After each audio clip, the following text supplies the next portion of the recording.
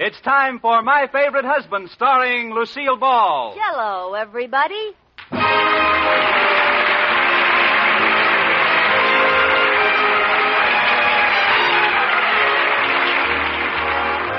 Yes, it's the new Gay Family series starring Lucille Ball with Richard Denning. And now Lucille Ball with Richard Denning as Liz and George Cooper. Two people who live together and like it.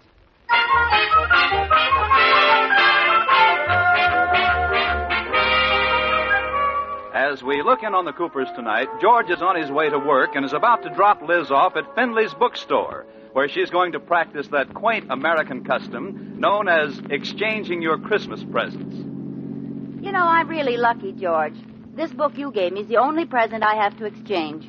Sorry. I guess I forgot which size book you wore. Oh, don't be silly.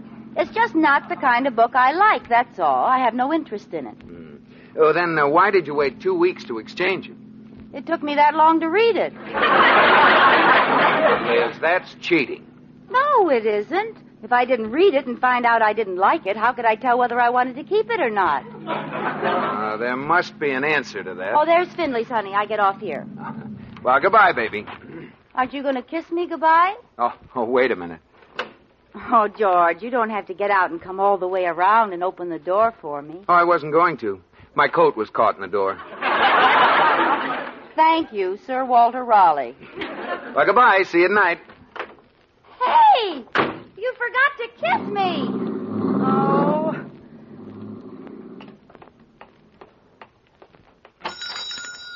Oh, good morning, Mrs. Cooper. Good morning, Mrs. Findley. I wonder if I could exchange this book my husband bought me for Christmas. Well, I think so. What's the matter? Didn't you like it? No. I mean, I didn't read it. Well, I'll take it back. Thanks. Here's your book. Thanks. Here's your bookmark. I wonder how that got in there. Mm-hmm. They're sneaky little things. Now, here's a new book I think you'd like. It's a historical novel, and is it spicy? Look at that cover. It does have a plunging book jacket, doesn't it? And it's just as good inside. Wow! You read it? Half of it. I had to quit. It kept steaming up my glasses.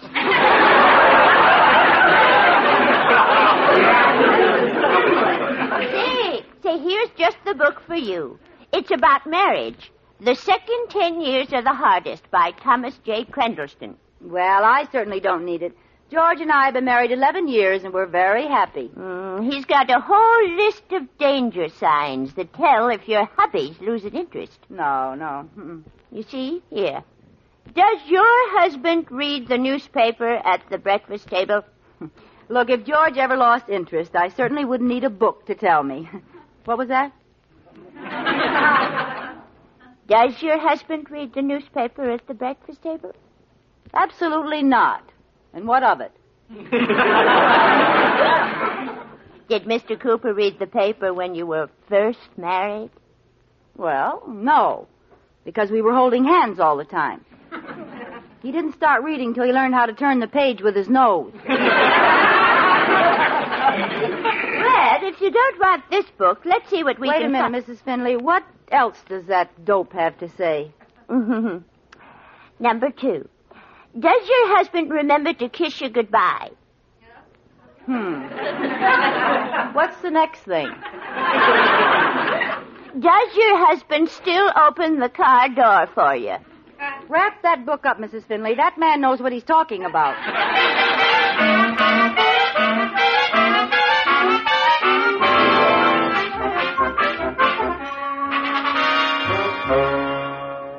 Mrs. Cooper, what in the world is that book you've had your nose in all day? It's a very enlightening book about marriage, Katie. It gives a test to see if your husband is indifferent and a test to see if he's unfaithful. Well, what if he isn't indifferent and isn't unfaithful? Well, then he gives a third test to see if he's alive. You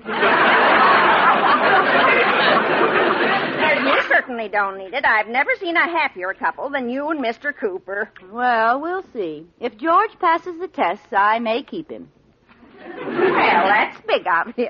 Here's a test for indifference. Listen. You can tell your husband is indifferent by any of the following signs.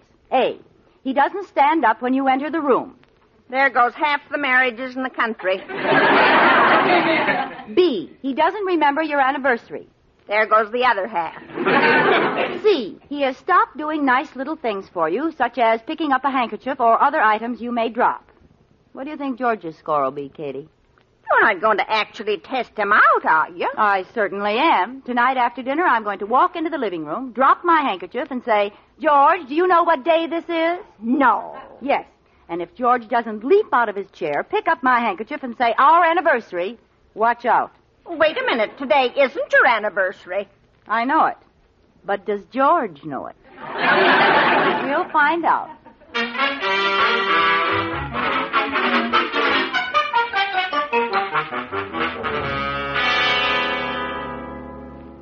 Peek into the living room, Katie. Is George sitting down yet? Yes, he's reading the paper. Good. I can't expect him to stand up when I enter the room if he's not sitting down to start with, see? Well, here I go. Hi, George.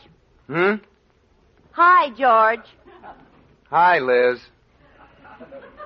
Well? Well, what? I just entered the room through that door. Well, that beats coming down the chimney.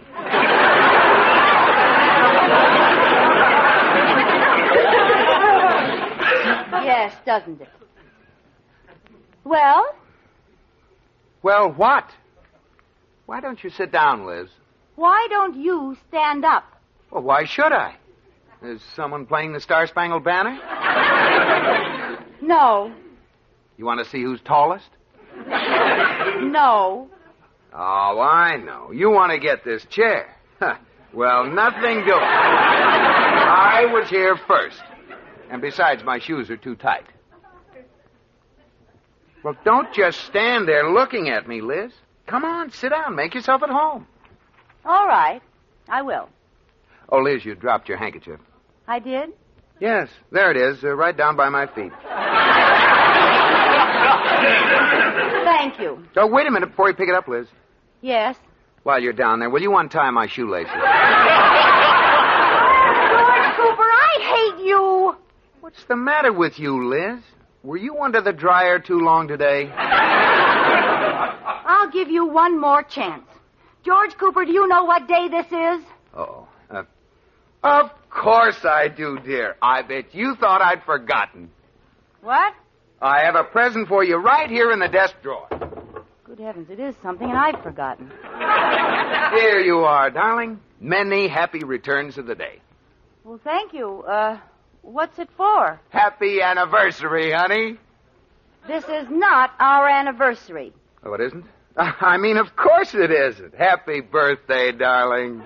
It's not my birthday, either. Valentine's Day? No, try Groundhog Day. Groundhog? No, never mind. I give up, Liz. Oh, what day is it? It isn't any day. And what's this box of candy you had all wrapped up? Well, I've had that in the desk for 3 years. 3 years? What for? So I'd be ready in case you suddenly said, do you know what day this is? Well,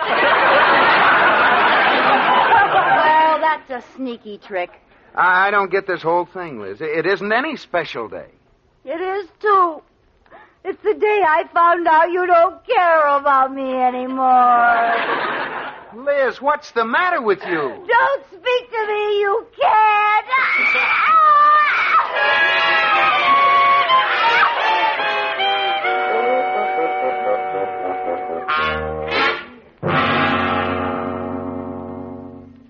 Did you want to see me, Mr. Atterbury? Yes. Come in, George, boy. Is something troubling you? Yes, sir. Well, don't walk around with such a worried look on your face. The bank examiners are coming today. I'll try to do better, sir. Well, if you can't look cheerful, at least stay down in the vault when they're here. Yes, sir. What seems to be the trouble, boy? Oh, it's Liz. She's acting very strange. Strange for Liz or strange for a normal person? Now, strange for Liz. Yeah. No wonder you're worried, boy. What are her symptoms? Oh, real goofy. She'll walk into a room and drop her handkerchief, and if I don't pick it up, she cries. Last night she made a big scene because I didn't remember it wasn't our anniversary. Oh, she's going through that phase. That phase? Yes, the you don't love me anymore phase. All women go through it. Even Iris. Really? Yes. Yes, it happens around the time they decide to finally admit they've reached 30. About their 35th birthday. But it's easily handled. Well, what shall I do? Ignore her? No, on the contrary. Make her feel important. Shower her with affection. Romance her. That's what I did with Iris. Yeah, how did you do it? I forced myself.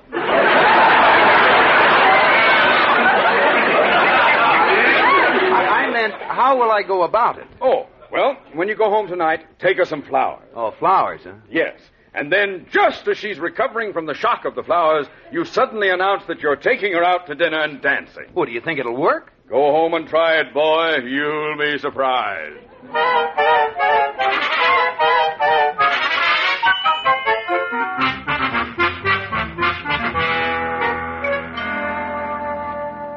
Mrs. Cooper, are you still reading that book? Yes.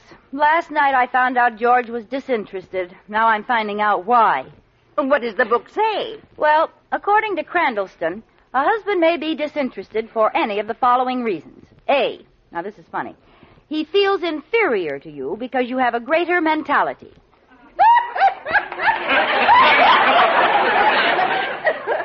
Well, it isn't that funny.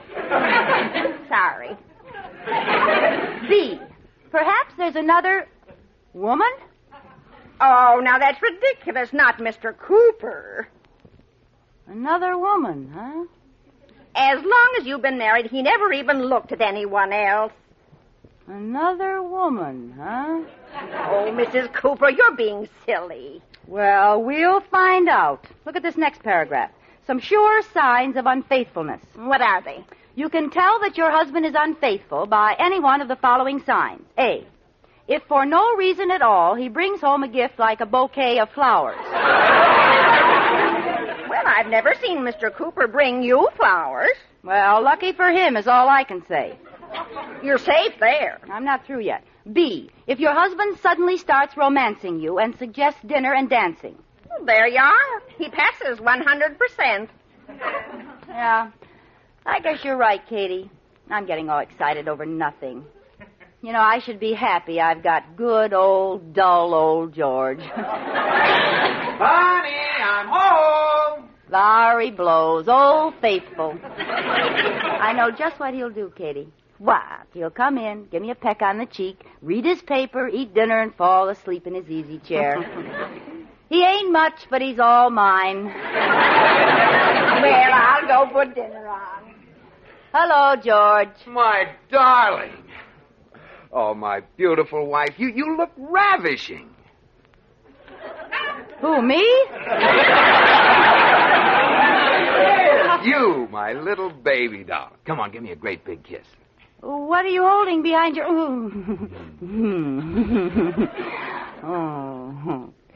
Oh, George. What are you holding behind your back? It's a surprise for you. Close your eyes. What is it? Close your eyes. They're closed. Open. Flowers. Yes. How do you like them?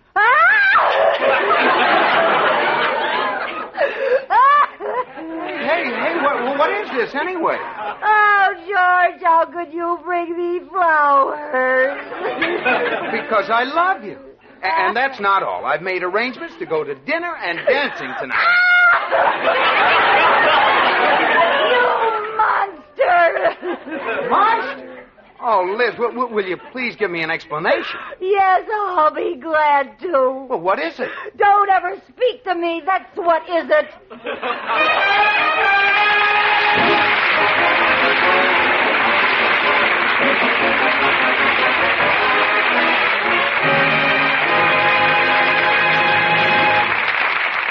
Well, if anybody can make four sides out of a triangle, it's our Liz. And now back to Lucille Ball in My Favorite Husband.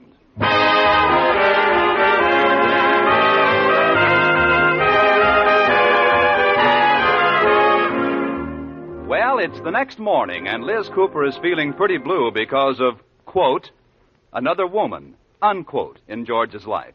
Katie the maid is commiserating with her. Mr. Cooper's actions last night convinced me you were right about that other woman, Mrs. Cooper. Oh, I guess men are just plain no good. You're right, Katie.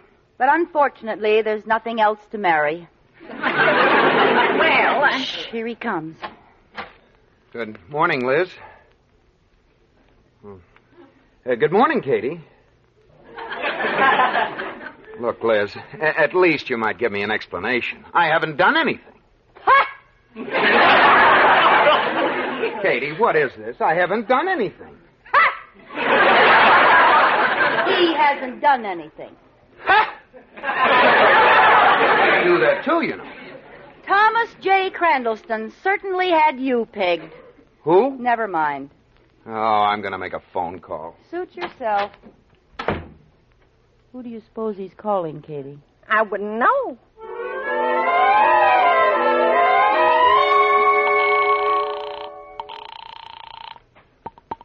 Hello? Hello, Iris. Is Mr. Atterbury there? No, he's gone, George boy. Oh, well, I'll see. Wait a minute. Iris, you're Liz's best friend. Now, has she talked to you about something awful I've done? No, she hasn't. But I'm glad you called. What did you do? Well, that's just it. I haven't done anything. Oh, nuts. She's acting awful strange. Maybe you could figure it out. Well, tell me all about it. Well, I can't right now. I'm phoning from home. Can't we meet someplace? Let's have lunch together. We could meet at the restaurant down there. Katie, the way he closed the door so I wouldn't hear, do you suppose he's calling her? Oh, he would not right under your nose. You're right. It's just a business call. Why are you opening the door? Shh. I don't think he's getting enough air in there. Oh. All right, then. We'll meet there for lunch. Oh, it is a business acquaintance. Well, I'd better go. Liz will be getting suspicious. Oh, I wouldn't want her to know we were meeting like this. What? Oh, you don't know how much this means to me. You're a real sweetheart. Oh, Katie, it is the other woman. I wonder who the home-wrecking hussy is. Oh, some gorgeous, attractive young doll. I'm too old to hold him. Well, I'll see you at lunchtime, Iris. Iris! Oh, no. Iris Atterbury, my best friend.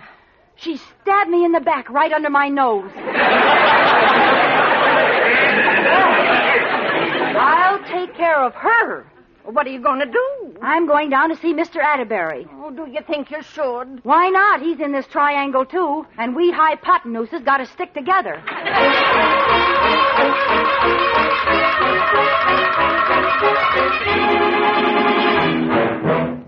Mr. Atterbury, I'm sorry to bother you at the bank like this, but something awful has happened. Why, Liz, girl, you're crying. Now sit down and tell me what's wrong. I just found out that...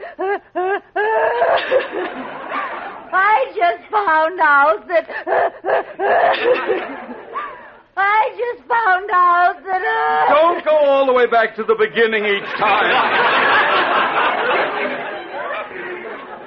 Start with found out. Found out that George... Oh, it's getting closer. Now start with George. George has another woman in his life. Liz, what are you saying? I just found out. Oh, don't go all the way back there again. I heard what you said. How could he do a thing like this? Now, Liz, there's no sense getting excited about this. Be calm. We'll figure it out. Do you know who it is? Yes. I overheard them making a lunch date this morning. Be calm, calm. Now, who is it? Iris. Well, the thing to do is... Iris? My Iris? Yes. What are you going to do about it, Mr. Atterbury? I'm going to fire him. I wouldn't have anyone with such poor judgment working for me.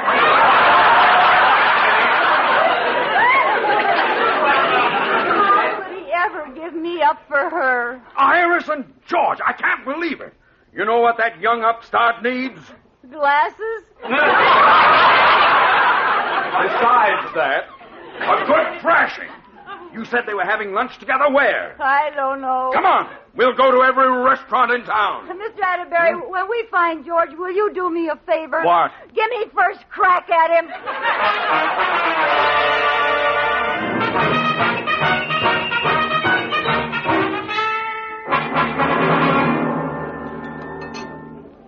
Oh, George, sorry I'm late. Oh, that's all right, Iris. Now, tell me all about it. Well, Iris, I've been mulling it over, and, well, I think Liz has a guilty conscience. I think she's interested in another man. Really?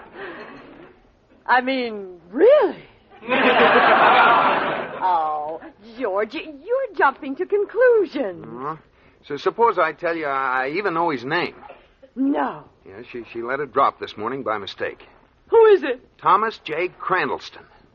Has she ever mentioned him to you? Not a measly word. I'll never tell her anything as long as I... Uh-oh. Look, George. Coming in the door. It's Liz. And there's a man with her. You were right. Can you see who it is? No, wait a minute. It's Mr. Atterbury. Oh, no. Rudolph and Liz.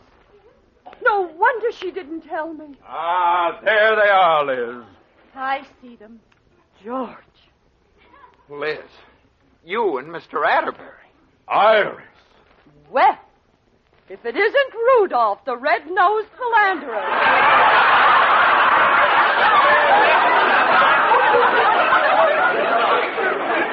Now, just a minute, Iris. You can't bluff your way out of this. Shameless.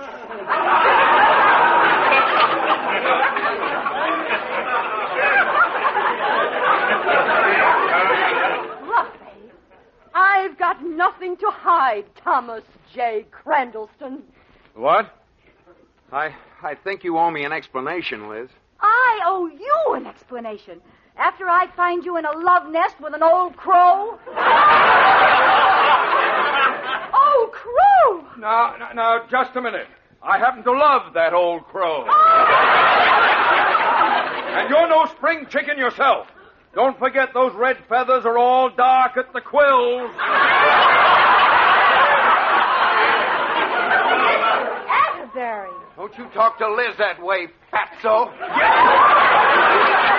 Why, you washed-out Casanova, you. I'll teach you to run off with my wife. Your wife? Do you think I'm crazy? You ran off with my wife. Your wife? Do you think I'm crazy? I heard you make a date with Iris. Well, I was trying to find out why you'd been acting like an idiot. Me? Yes, and while we're on the subject, I suppose Atterbury isn't Thomas J. Crandallston. Well? Thomas J. Crandallston? You thought that he... Oh. Sit down, everybody. Oh, I have a story to tell you. Once upon a time, there was an idiot named Liz Cooper.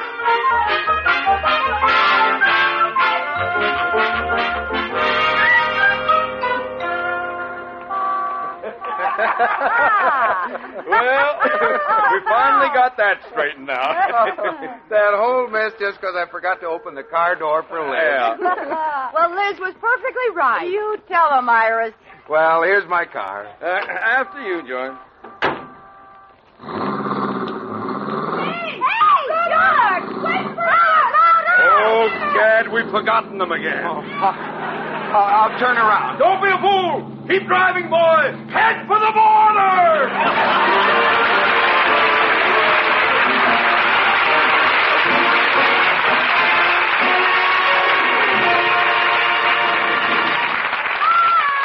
Bob Lamont! Yes, Lucille. Where to this evening? Bob, we're going to whip back through the years to some of the greatest moments in history. Tonight we'll see what happened when Napoleon met Josephine. Okay. Will I be Napoleon? Yeah, let's try it that way. I'm too tall for the part.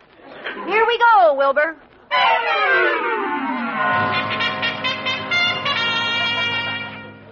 Hi, Josephine. Hi, Nap. Let's cut a rug. Why? I always wanted to cut a rug with a short nap.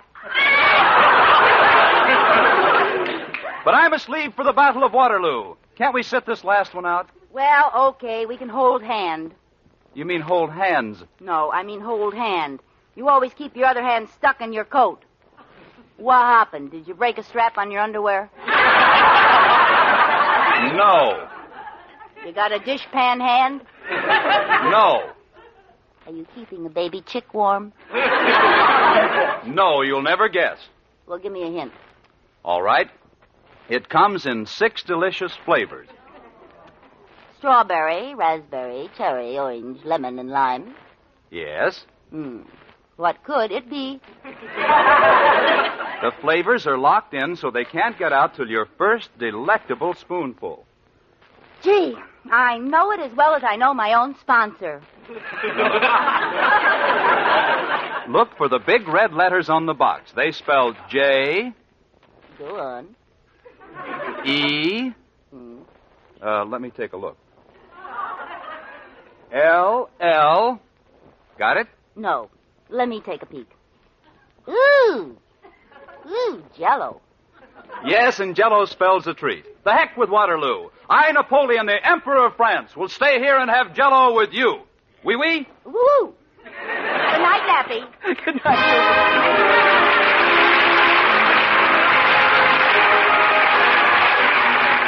You have been listening to My Favorite Husband, starring Lucille Ball with Richard Denning, and based on characters created by Isabel Scott Rorick. Tonight's program was produced and directed by Jess Oppenheimer, who wrote the script with Madeline Pugh and Bob Carroll, Jr. Be sure to listen to Lucille Ball and My Favorite Husband again next week, presented by J-E-L-L. Oh, the big red letters stand for the Jell-O family. Oh, the big red letters stand for the Jell-O family. That's Jell-O. Yum, yum, yum. Jell-O puddings. Yum, yum, yum. Jell-O tapioca puddings. Yes, sirree.